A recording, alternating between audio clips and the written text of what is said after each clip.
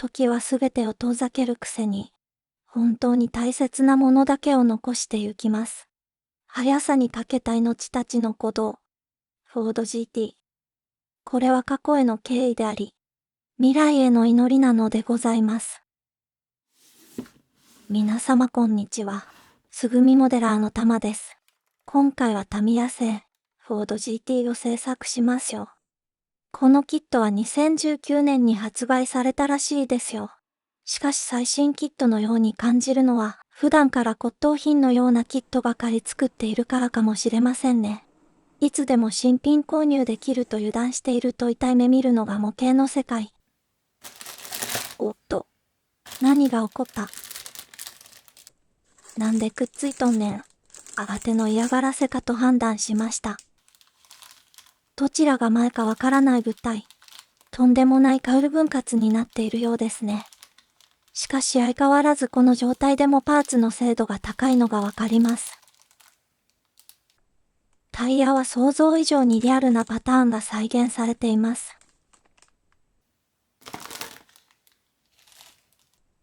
しっとりとした美しいメッキに染められたホイール。クリアパーツはかなり多いようで苦闘が想像できます。梱包された美しい姿を割いて取り出すのが楽しみです。複雑に分割されたボディパーツ。ホワイトの成型色にタミヤ様の優しさを感じます。他メーカーの追従を許さない高精度のパーツ。説明書の指示にとらわれない自由な想像力で染め上げてください。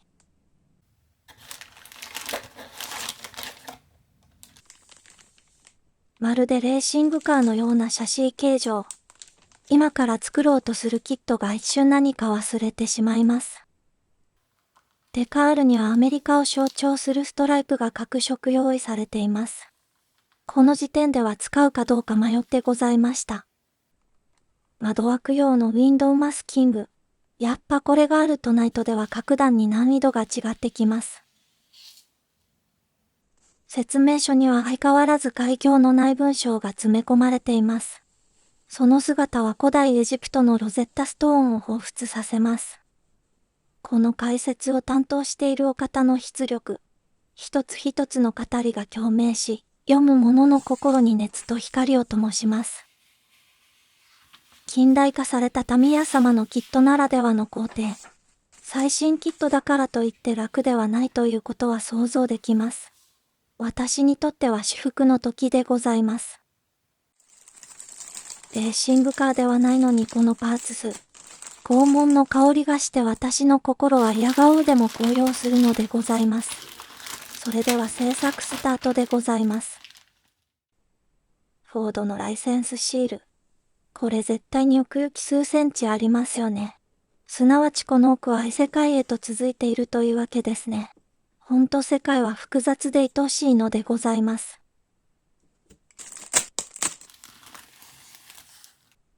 三次元の極みともいえるボディ形状を再現するためのパーツ分割。本当に素晴らしい製造技術。バリやパーティングラインなども見当たりません。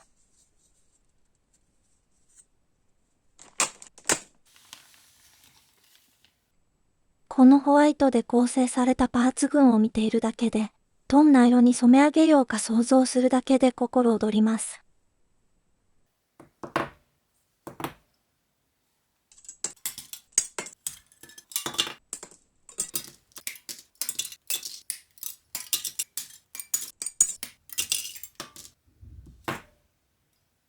ゲート処理が難航することはしばしば。目立つ箇所なので慎重に処理しましょう。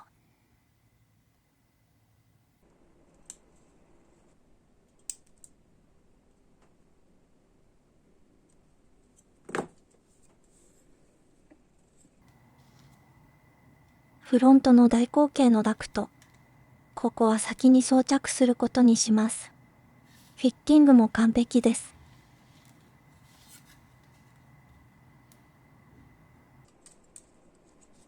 リア周りもどこまで先に接着するか確認中。ここは塗装が困難になるのでバラバラ状態で進めないとですね。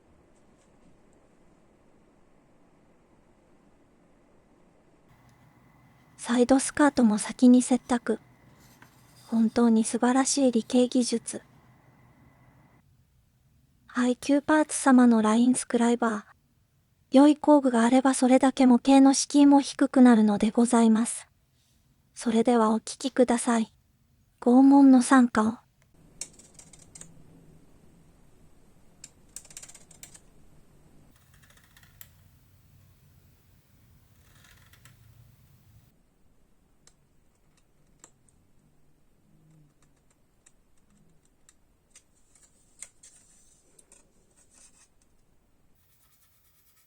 ノーズカウルも先に取り付けることにしました。ヘッドライトやダクトにかかる複雑なフィッティングなので、塗装後だと作業が難航すると思われます。鋭く切り立ったラインが美しいのでございます。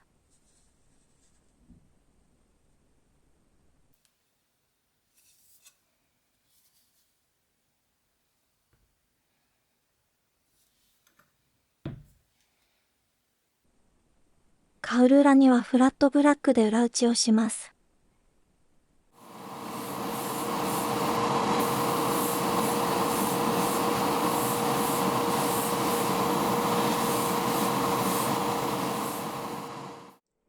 この辺りまで一気に進めたのでちょっと休憩。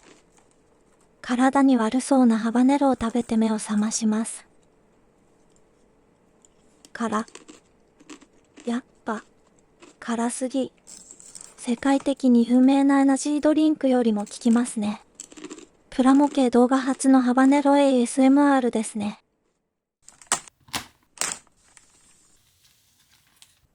美しい造形の細かなパーツ群。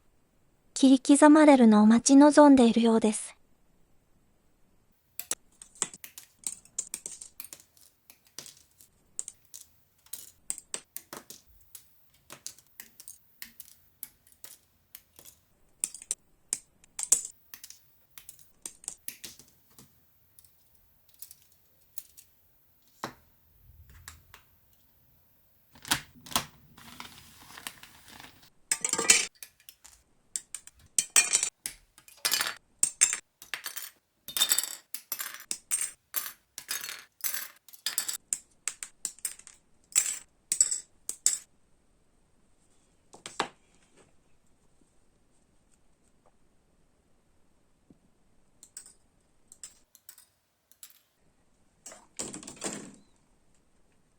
またバネが外れました。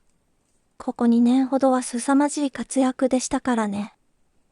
ですがもう少し頑張ってね。パーツが多いと下地処理も大変。刻々と時間が過ぎてゆくのを感じます。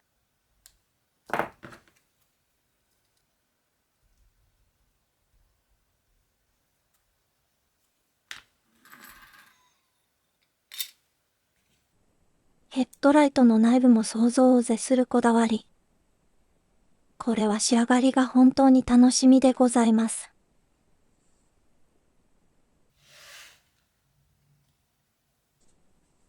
ヘッドライトのユニットまでも詳細に作られています。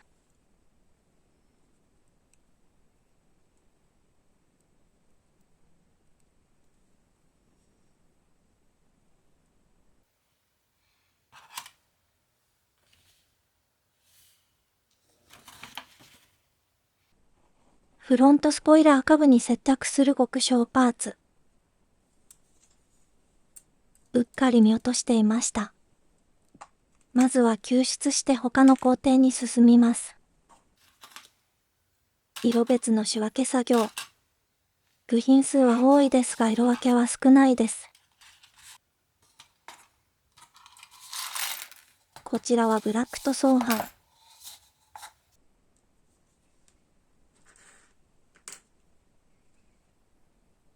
持ち手を挟めないミラーみたいなパーツには、爪楊枝の先端に接着剤でくっつけちゃいましょう。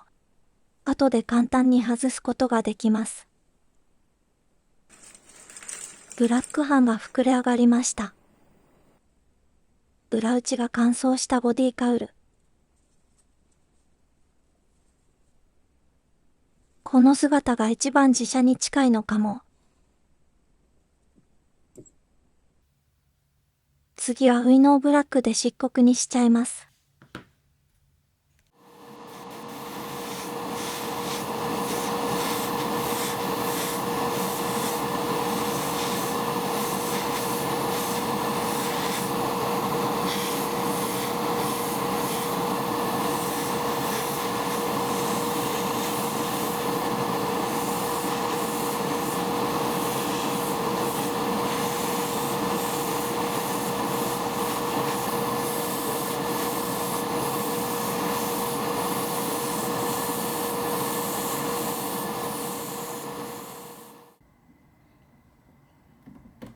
まるで仏壇のような漆黒。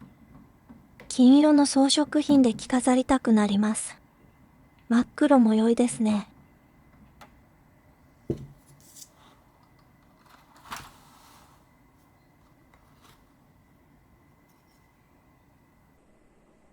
緩やかな曲線を描くボディラインとの相性も抜群。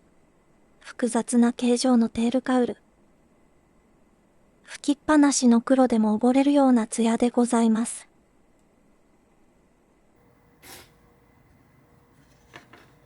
さらにカウルを彩るので裏打ちのフラットブラックを保護。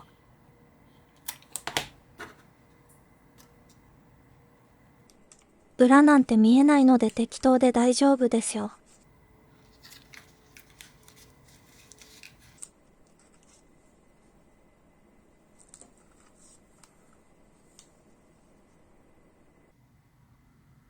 黒の目にスーパークロームシルバー2を吹き付けます。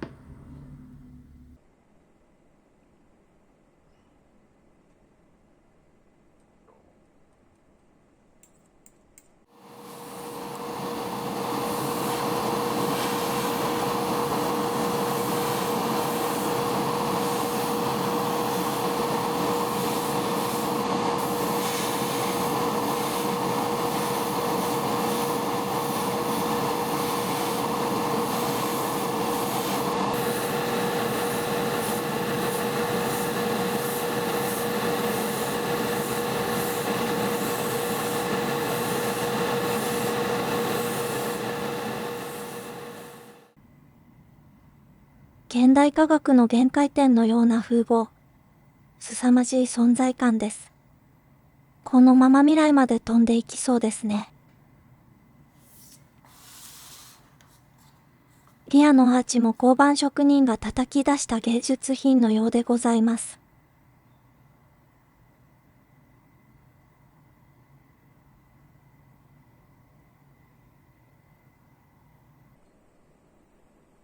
ファンタジーに出てきそうな多くの顔に見えます。丸太の棍棒が似合いそうです。塗装クリップを片付けているときは気分をリセットできる気がします。酷使しまくっているのでクリップが開いたままのが多くなってきました。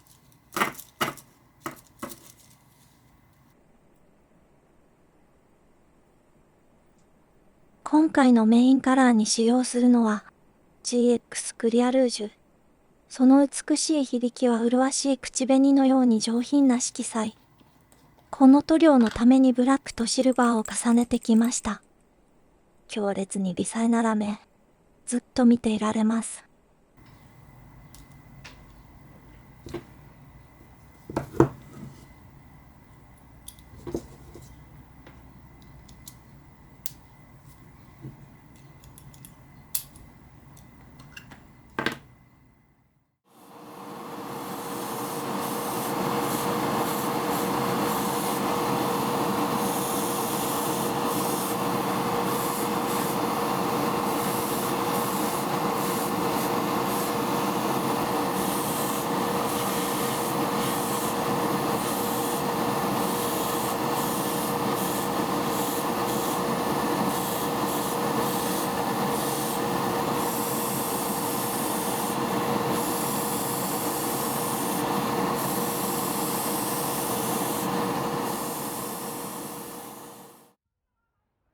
夕日に染まる桜はまだ七分咲きといったところでしょうか。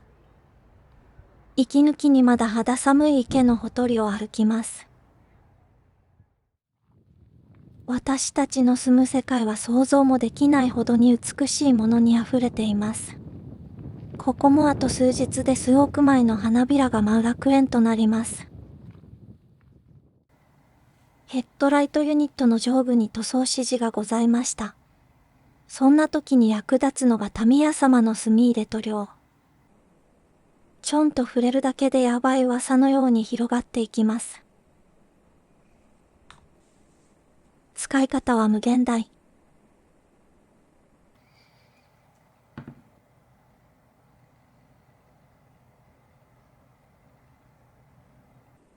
エナメル溶剤で簡単に拭き取ることができます。たったこれだけでなんとなくいいことした気分になりますね。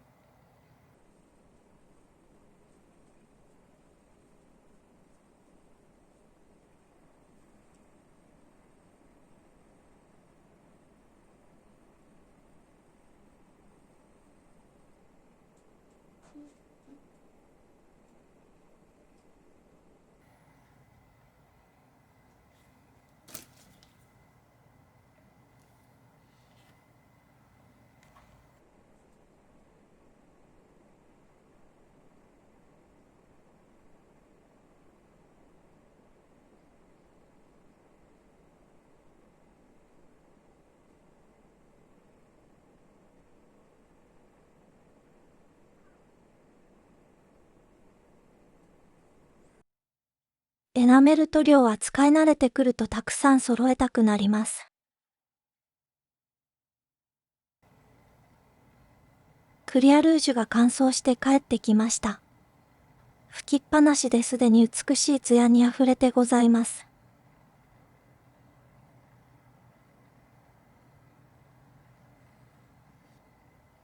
直線が一切ないアーチ部分にはキャンディー塗装がよく似合います。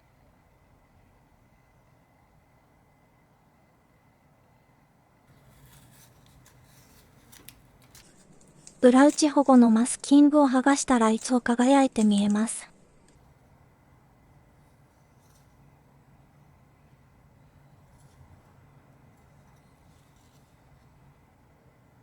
さらに深い艶を生み出す EX クリア。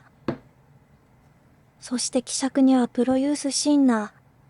強い糸巻くと乾燥の速さが気に入ってございます。特にクリア塗装には相性が良い気がして使い続けています。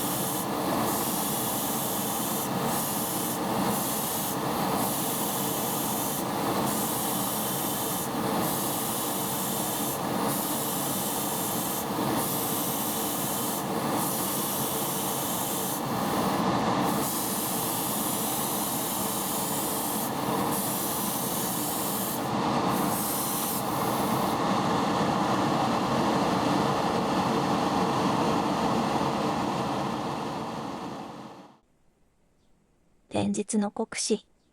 一度クレオス様にオーバーホールを依頼してみたいなと思っています。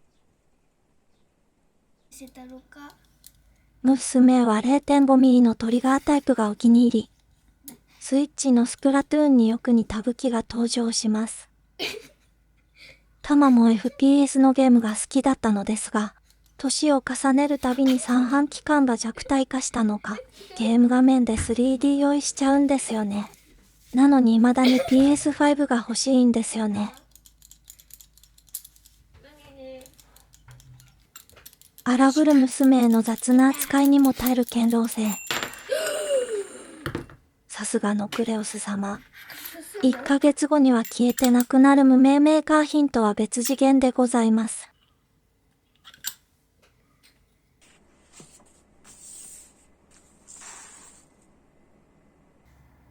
クリア塗装が乾燥するまではシャシーを組み立て、模型に使用する接着剤には様々な種類がございます。道具等で製作の難易度は驚くほど変化します。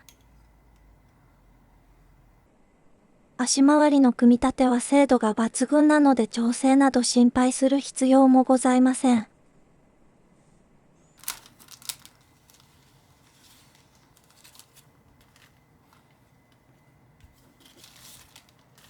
おまけ程度に梱包されているデカール。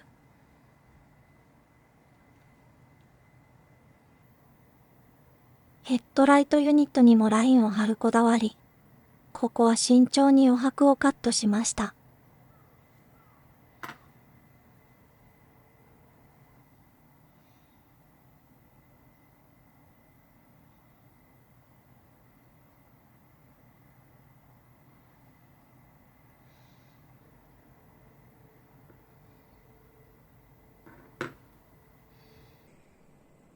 とても小さなデカールが多いので、ピンセットは先が細いものがあると便利ですね。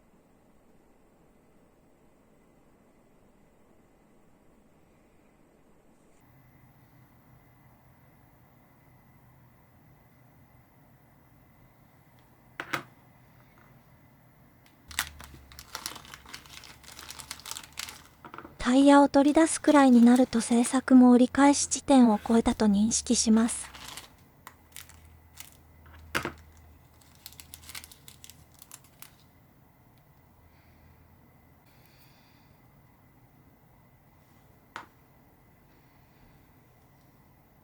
2015年に発表されたフォード GT。デザインは GT40 の流れを組みますが、世界耐久グランドツーリングカー規定を前提。空力的にも優れたデザインはとても美しく洗練されています。ミッドシップに搭載されるエンジンは V6。まさかの V8 ではないことに衝撃を受けました。車両重量は1385キロ。この手のスーパーカーとしては驚異の軽さに仕上がっているようです。フォードが日本から撤退したために正規輸入は行われず、しかしながら特別に日本仕様が1台だけ存在するらしいです。どんな徳を積み上げたらこんな車に乗れるようになるんでしょうね。もう本当にとんでもなく馬やらしい。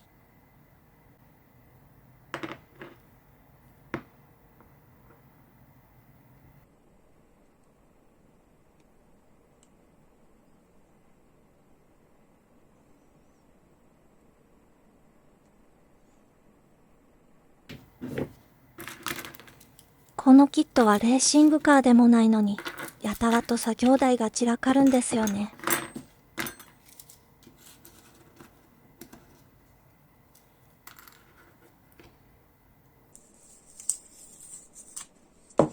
シャシーだけ見ているとまるっきりレーシングカー。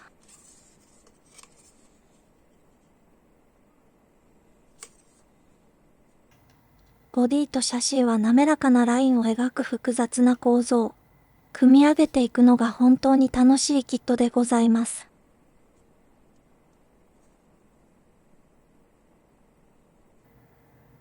足回りはユニットごと装着するようです。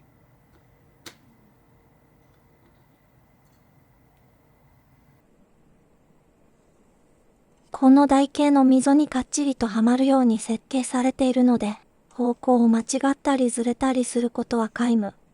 カーモデラーなら感動すること間違いございません。ハンドル周りは高級車らしい上品なデザイン。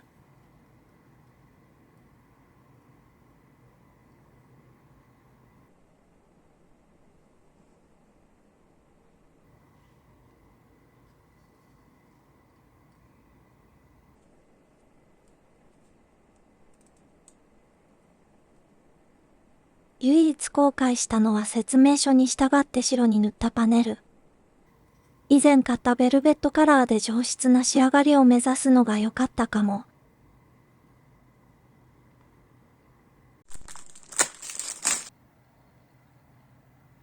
タミヤ様らしい美しいクリアパーツ群。F1.4 という単焦点レンズが表現する魅惑的な世界。本当に麗しゅうございます。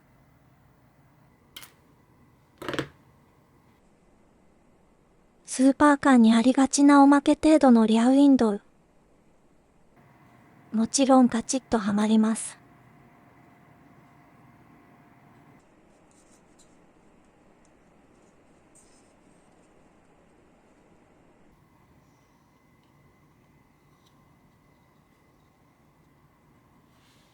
こんなに素敵な車内デザインだと渋滞していても楽しいでしょうね。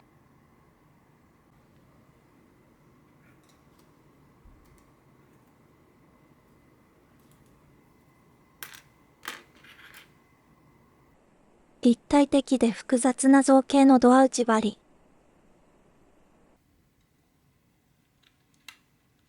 見事に再現しています。接着剤なんてなくても良さそうに思えるほどピタッとはまります。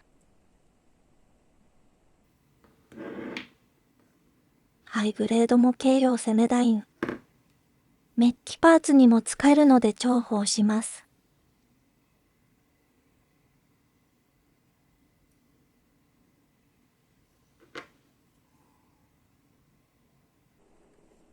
こだわるところが謎なタミヤ様。エンジン裏のパイピングまで別パーツで再現しています。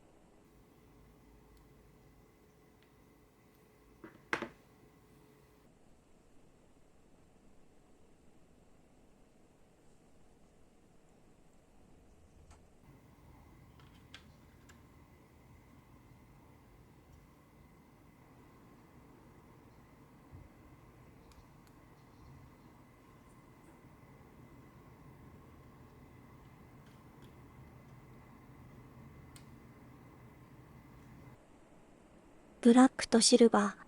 この2色が織りなす大敗的な世界。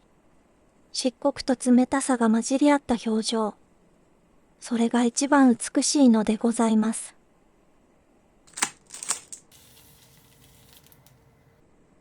タミヤ様の新世代キットは驚異のクオリティ。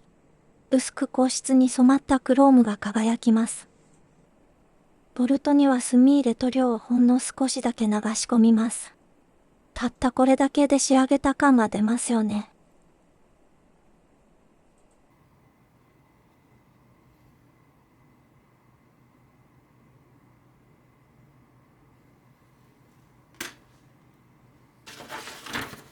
休憩がてらに塗料を注文。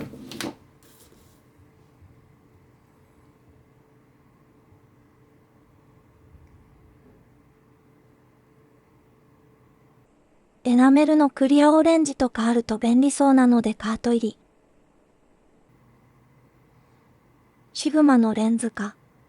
給料が出たところだし買っちゃおうかな。うっは。高。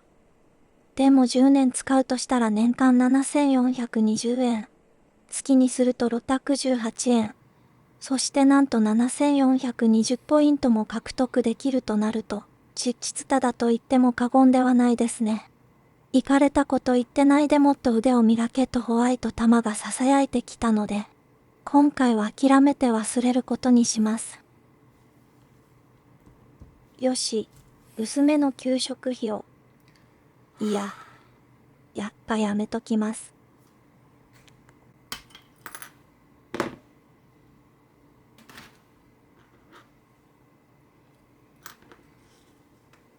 タミヤ様の新たな手法。ダクトにはクリアパーツにメッシュ柄のデカールを貼るようです。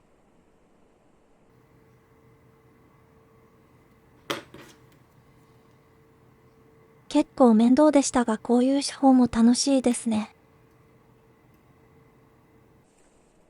フォードのナンバープレート。1903年からの歴史が凝縮されています。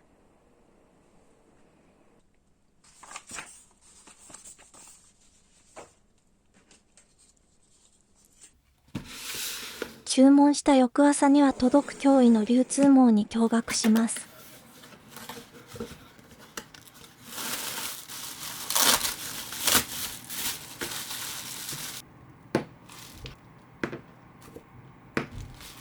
なんか余計な塗料もありますね。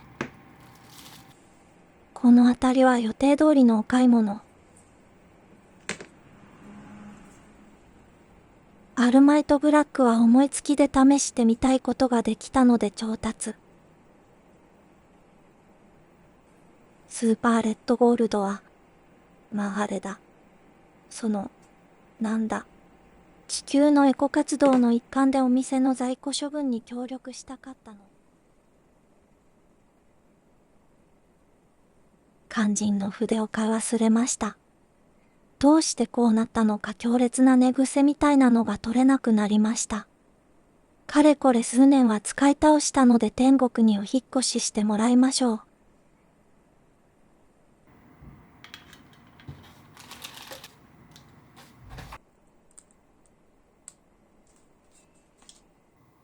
やはりウィンドウ用のマスキングは便利ですよね。最近はデカールでウィンドウ黒枠を再現させる謎の流派が活発なので困ったものです。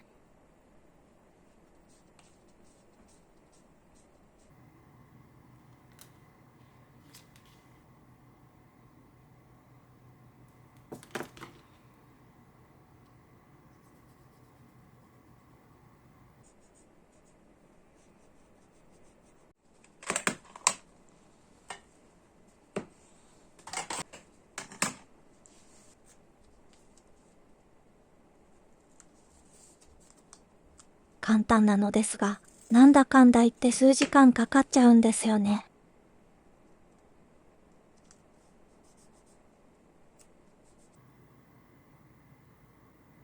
クリアが乾燥して戻ってきました。大変美しい色に染まってございます。カメラのカラーバランスによりオレンジが強く出ていますが、実際はレッドに近い色なのでございます。この美しさを私が今すぐ終わらせてあげます。全身研磨の拷問、今宵も丹念に磨き上げようと存じます。しょっぱなから8000番の実力。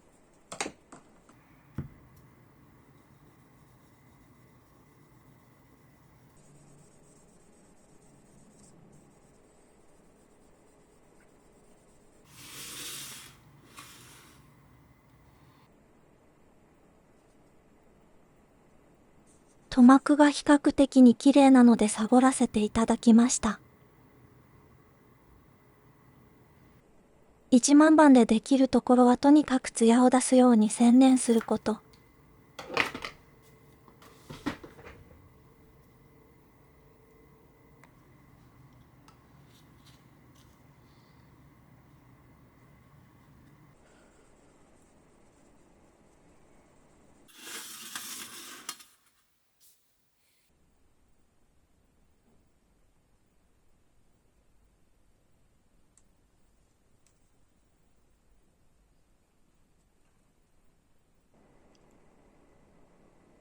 なんかやばそうな角が見えてきました。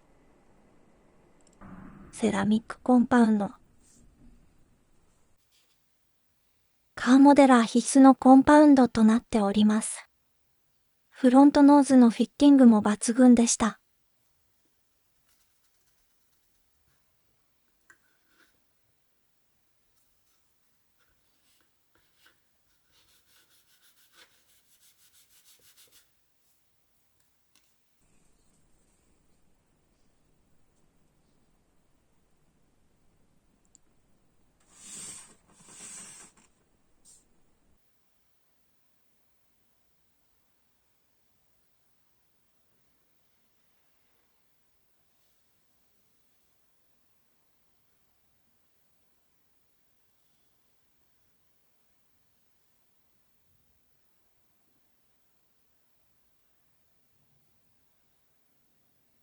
リアのアーチ部分の美しさは異常です。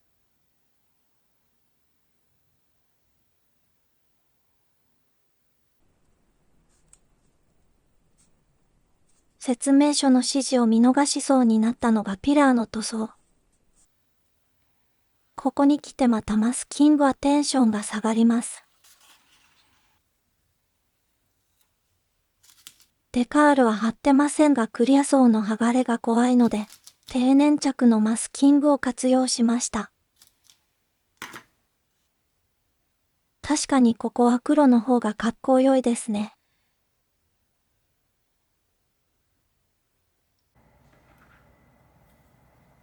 とても細かなパーツで構成されたテールランプ。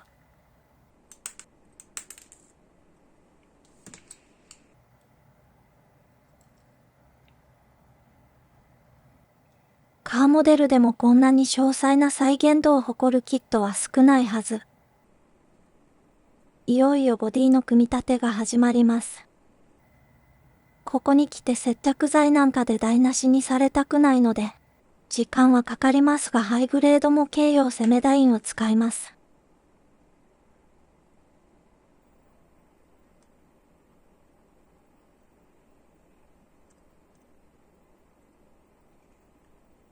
あまりにもパーツ同士の境界線が滑らかなので、後から付け足したようには見えないクオリティ。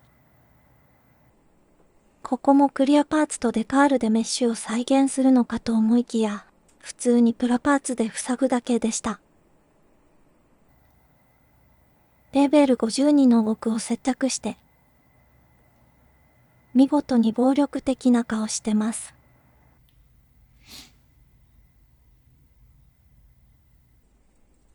アーチ状のパネルもこんな感じで装着します。塗装後のことも考慮して製造されたとしか思えない。心配していたパネルラインの段差も皆無でございました。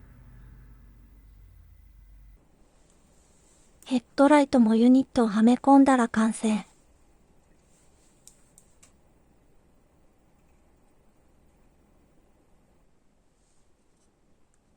ここもしっかりと位置が決まっていて、完璧にフィッティングできるように親切な設計をされていました。この美しい目で世界に愛されているようです。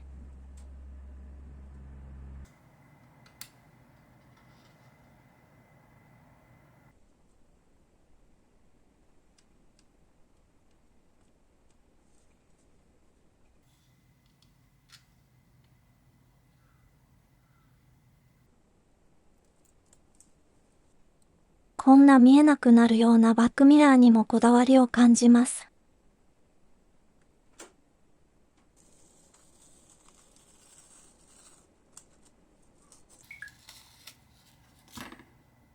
窓枠が綺麗に仕上がりました。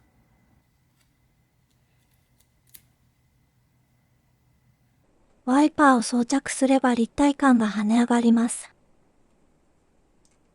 フロントウィンドウの装着はそっと落とすだけで綺麗にはまります。問題はサイドガラス。ドアの窓枠にクリアパーツがはまらなくて難航しました。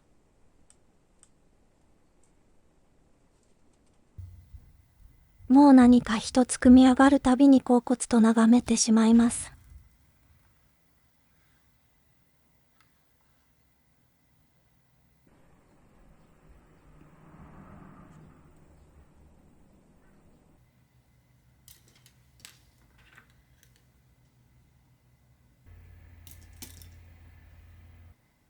ミラーも綺麗に染め上げていましたがすっかり忘れていました。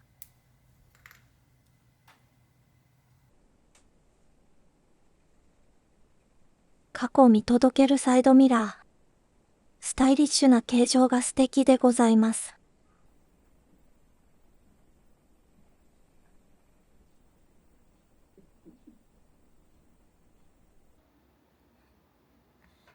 ふと感じた監視されている気配。一体どこから？お前かい。もうちょい上手に監視するように教わらなかったのか。と玉と三角耳が丸見えですやん。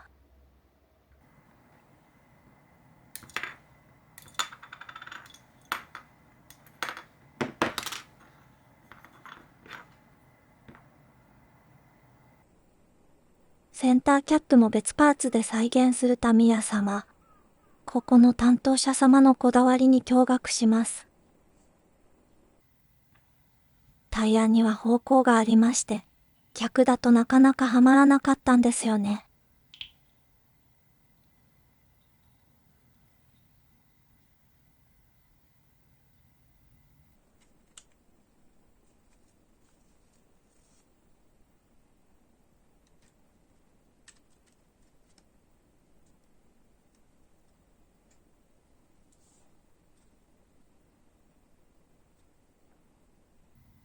カーモデル界屈指の重量感があるボディカウル。すでにプラの質感をとうに超えていますね。デカールを水につけてそのまま忘れていました。慌てて救出しましたが糊成分は消え去っているでしょう。デカールフィクサーを直接塗り、なんとか復帰できました。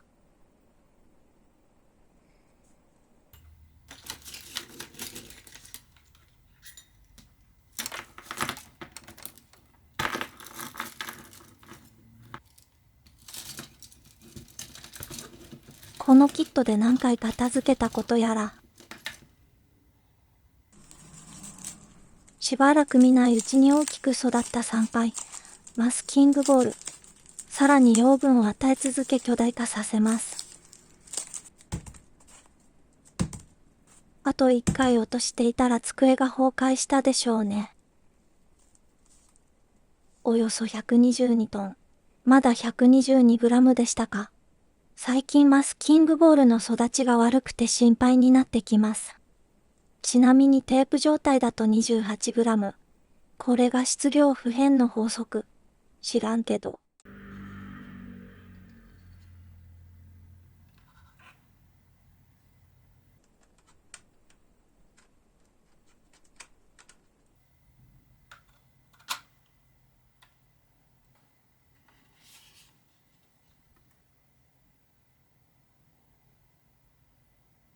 1966年、GT40 の鼓動がルマンを切り裂いたあの日から、黄金の日に輝いた低く構えたシルエットは、ただ勝利のために生まれ、ただ誇りのために走りました。